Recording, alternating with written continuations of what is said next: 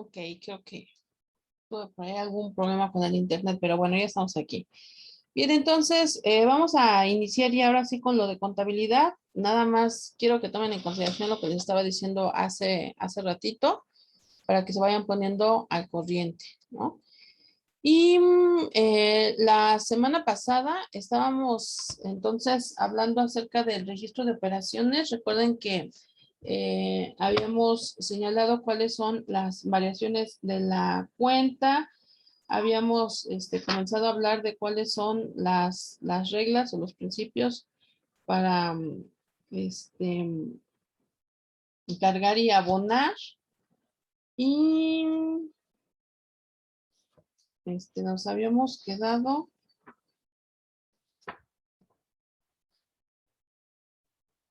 Según yo, en la pregunta número 13, esa ya la habíamos contestado, la 13 y la 14. ¿Qué anotación se debe hacer para aumentar el saldo en la cuenta de capital y qué se debe de hacer para disminuir el saldo en la cuenta de capital? Entonces vamos ahora con la 15. ¿Qué clase de saldo por lo regular tiene la cuenta de capital? A ver, ¿quién me dice esa, por favor?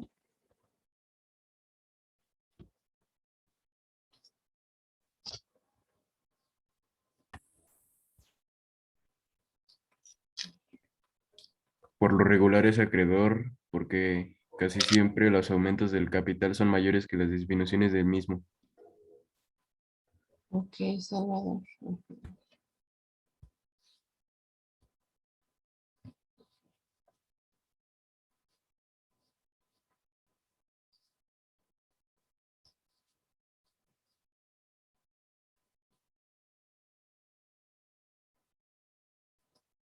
Ujú. Es acreedor porque casi siempre los aumentos del capital contable son mayores que las disminuciones de los mismos. Si llegara a haber una situación diferente, o más bien dicho, una situación contraria, entonces el saldo tendría que ser deudor. De lo contrario, entonces es acreedor. Bueno, pregunta número 16. Gracias, Salvador. Pregunta número 16. Xochitl, muy bien, Xochitl. Me agrada eso. Adelante. ¿En qué caso se debe encargar cuando aumenta el activo, cuando disminuye el pasivo y cuando disminuye el capital? Ok, cuando aumenta el activo, se carga. Cuando disminuye el pasivo y cuando disminuye el capital. Muy bien. ¿Quién más? A ver, tenemos a Karen. Tenemos a Esmeralda, Brian, Lisbeth, Jacqueline. A ver, Jacqueline. ¿Y cuándo se debe de abonar?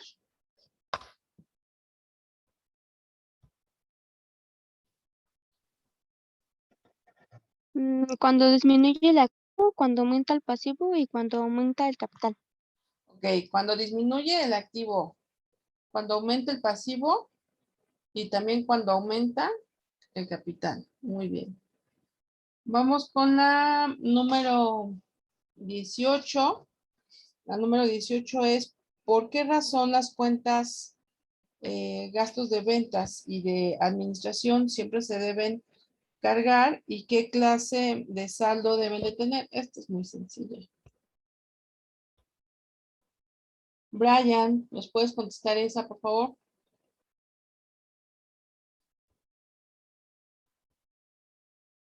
Si andas por ahí, Brian, ¿no?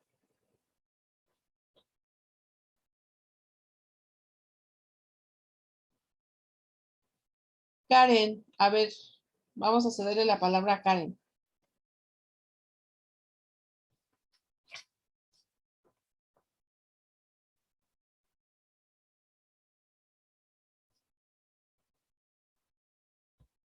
Nos la estás escribiendo, Karen. Ok. Están destinadas únicamente al registro de operaciones que producen disminuciones de capital, razón por la cual se deben de cargar. De acuerdo con las reglas instituidas, las disminuciones del capital se deben cargar en consecuencia como únicamente se carga su saldo. Por ejemplo,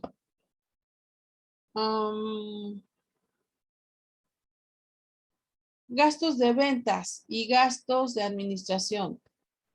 Son, como su nombre lo está diciendo, son gastos que vamos a hacer. A ver, cuando yo compro o mando a hacer volantes para promocionar la escuela, ¿no? Ese podría ser un gasto de venta. Cuando, por ejemplo, a fin de año, quiero regalar algún tipo de promocional, por ejemplo, plumas, ¿no? Plumas con el logotipo. A las personas que se inscriben les regalo una pluma. Bueno, finalmente es un gasto. Y los gastos administrativos, pues ahí su mismo nombre lo está diciendo, ¿no? Son gastos administrativos. Entonces, esos también es como dinero que se va, pero finalmente, pues es necesario, ¿no? Recuerden los gastos administrativos, por ejemplo, ahí puede ir los sueldos de la cajera, por ejemplo, que es, pues obviamente son sueldos o son gastos que se tienen forzosamente que hacer para que la empresa siga avanzando.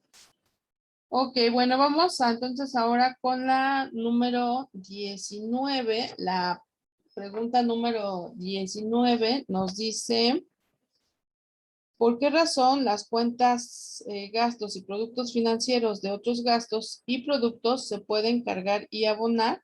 ¿Y qué clase de saldo pueden tener? Ok, se pueden cargar, fíjense bien, ¿eh? Se pueden cargar, pero también se pueden abonar. A ver, ¿quién me contesta esa?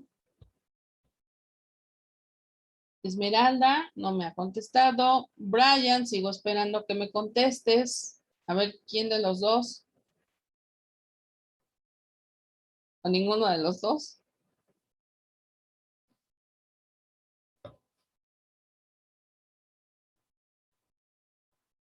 Corran, chicos, corran, que se acaba el tiempo.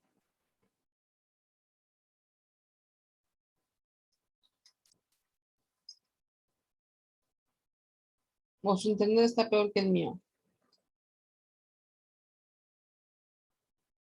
A ver, vamos a pedirle a Salvador que nos ayude. A ver, Salvador, por favor, contéstanos esa, es la 19. Por estar destinadas al registro de operaciones que produzcan tanto aumentos como disminuciones del capital y su saldo podrá ser deudor o acreedor. Sí, ok. Ahí el punto clave nos dice que pueden estar tanto en aumentos como en disminuciones. Entonces, si nos aumenta, pero también en otras ocasiones nos disminuye, pues entonces por eso es que en algunas ocasiones se van a cargar o en otras ocasiones se van a abonar. A ver, denme un segundito.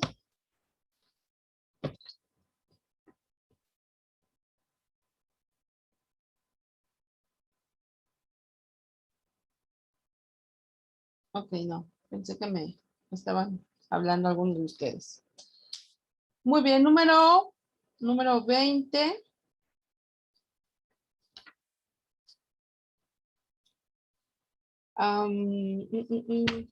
Número 20.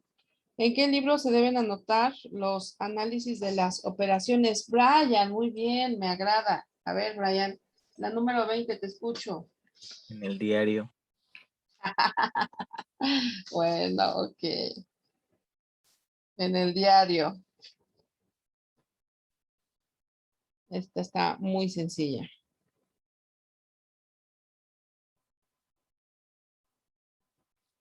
Vamos con la siguiente.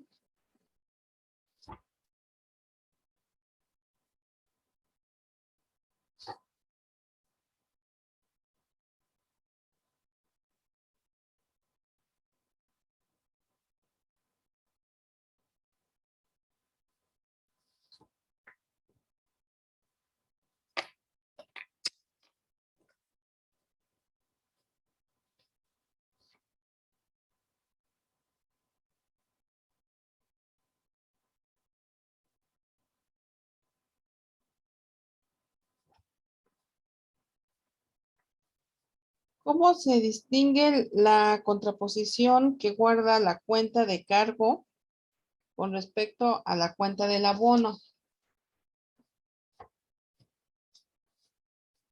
A ver, esa nos la puede decir Xochitl.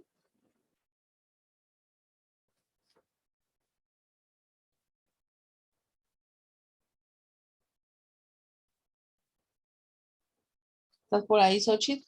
Ah, sí. A esta última se le antepone en forma expresa, no escrita, la preposición a.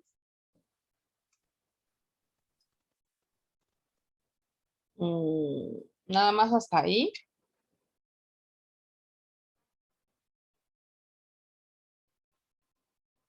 Ahí te faltó un poco más, si no, ahí no nos dice mucho.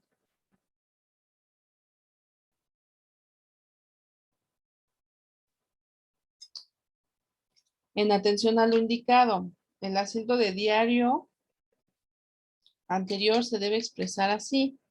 Caja A y la cantidad que se esté anotando, ¿no?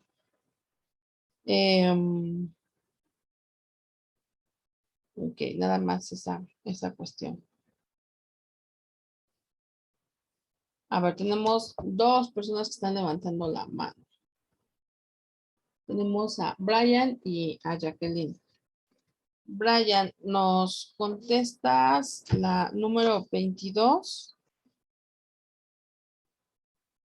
¿Qué corresponde a todo aumento del activo? Una disminución en el activo mismo, un aumento en el pasivo y un aumento en el capital. A ver, perdón. Otra vez. Una disminución en el activo mismo, Ajá. un aumento en el pasivo y un aumento en el capital. Una disminución en el activo, un aumento en el pasivo y un aumento en el capital. Muy bien. Y luego, Jacqueline. Ajá. 23. ¿Qué corresponde a toda disminución del pasivo? Una disminución en el activo, un aumento en el pasivo mismo, un aumento en el capital. Muy bien. Un aumento en el activo y una disminución en el activo, muy bien. Y un aumento en el pasivo y en el capital.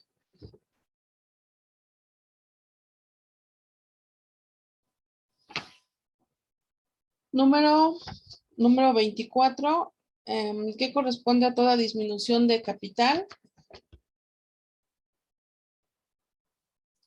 Ahora sí, Esmeralda, ¿nos puedes contestar?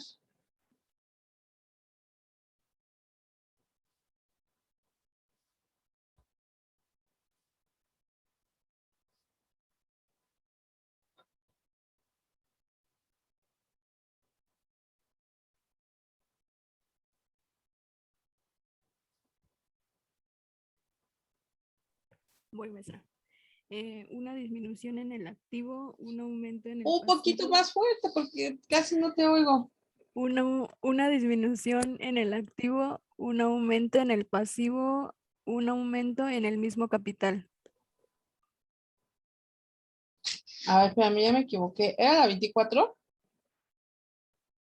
Sí, Pensé que era la 25, no, entonces estás bien. Ajá, disminución en el capital. La disminución del capital se da cuando hay una disminución del activo. Y cuando hay un aumento en el pasivo y cuando hay un aumento en el mismo capital. Ese es número 24, bien. Entonces vamos con la número 25. Vamos con el análisis de la partida doble. ¿Por qué razón no se deja de subsistir la igualdad entre el activo y la suma del pasivo con el capital? Si cada operación que se efectúa varía los elementos de un balance. Porque sin la operación aumentan los valores del activo, forzosamente dicha operación debe quedar compensada o con un aumento en cualquiera de los elementos del pasivo o del capital o con una disminución en alguno de los valores del mismo activo. Por el contrario, si la operación aumenta uno de los valores del activo o del capital, forzosamente la variación debe quedar compensada o con una disminución en cualquiera de los valores del activo o con una disminución en alguno de los elementos del mismo pasivo o del capital.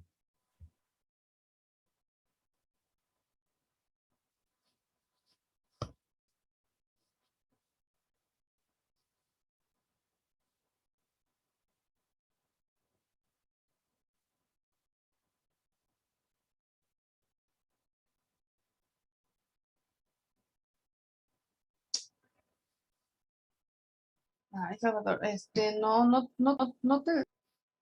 te alcancé a oír muy bien porque se cortó mucho uy, ya ni siquiera voy.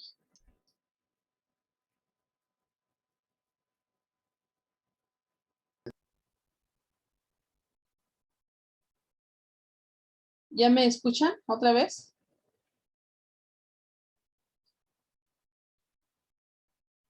Ya, maestra. Ay, Salvador, no, ya no te alcancé a escuchar, es que se detuvo el internet.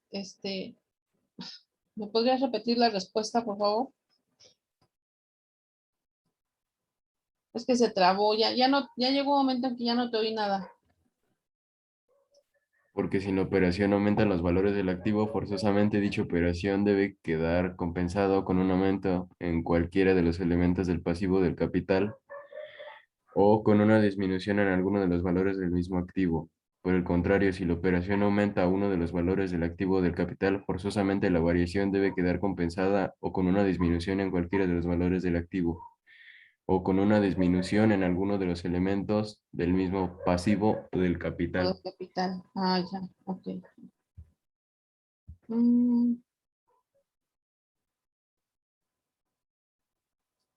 ok.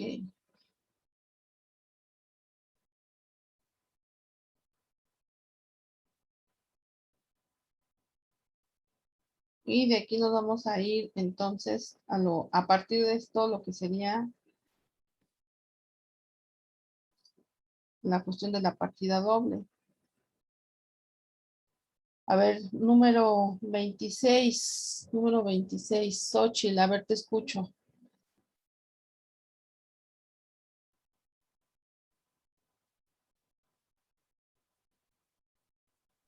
¿En qué consiste la partida doble? Ujú. Consiste en registrar por medio de cargos y abonos los efectos que producen las operaciones en los diferentes elementos del balance, de tal manera que siempre subsista la igualdad entre el activo y la suma del pasivo con el capital. En pocas palabras, no importa dónde esté el dinero, este, siempre debemos de identificar dónde está, o está como activo o está como pasivo. Ya en alguna ocasión hemos dicho que esto que está aquí puede pasar a esta parte o esto puede pasar a esta otra parte, pero a final de cuentas, pues debe de, em, siempre debemos de identificar en dónde está, ¿no? Por ejemplo, si yo tengo 100 pesos y compro material, vamos a decir que compro 50 pesos de lápices, entonces obviamente yo ya no voy a tener 100 pesos, pero bueno, ¿cuánto voy a tener en efectivo? Voy a tener 50, pero los otros 50 están ¿en dónde? Están, en este caso, invertidos en lápices, ¿sí? Básicamente a eso se refiere.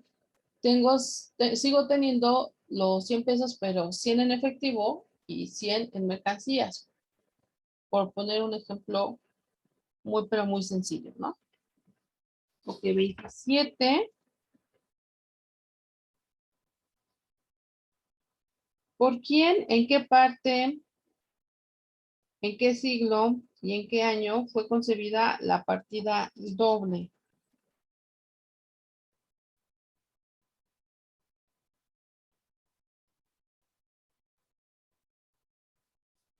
A ver, ¿quién me escribió? Salvador en Venecia en el siglo XV, en 1494. ¿Por quién?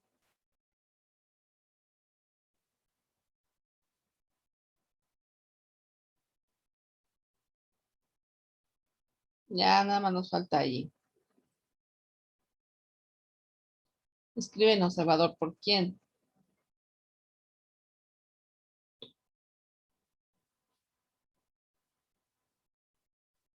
¿Qué se considera que es como el inventor o el diseñador, vamos a decirlo así, de la contabilidad, ¿no? Básicamente a él se le atribuye. Él nos dice aquí que era un fraile de la orden de los franciscanos que tenía como asignada la tarea de,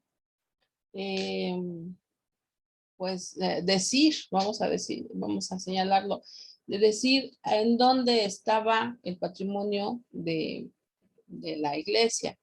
Y tenía que dejar muy en claro, entonces es a él al que se le ocurre hacer este registro de partida doble, pues para que no hubiera como malos entendidos, ¿no? Y bueno, pues a partir de ahí ha ido mejorándose, se ha ido transformando. Obviamente hoy en día pues hay variantes, por así decirlo, que están tomando, que ahora se toman en consideración, pero viene siendo básicamente lo mismo, ¿no? Y entonces el nombre por ahí que Salvador no nos ha anotado es Luca Pacioli, ¿no? Luca Pacioli es el nombre de este monje franciscano. Bueno, ok, vamos con esta que era. Esta era la 27. Bien, vamos con la 28.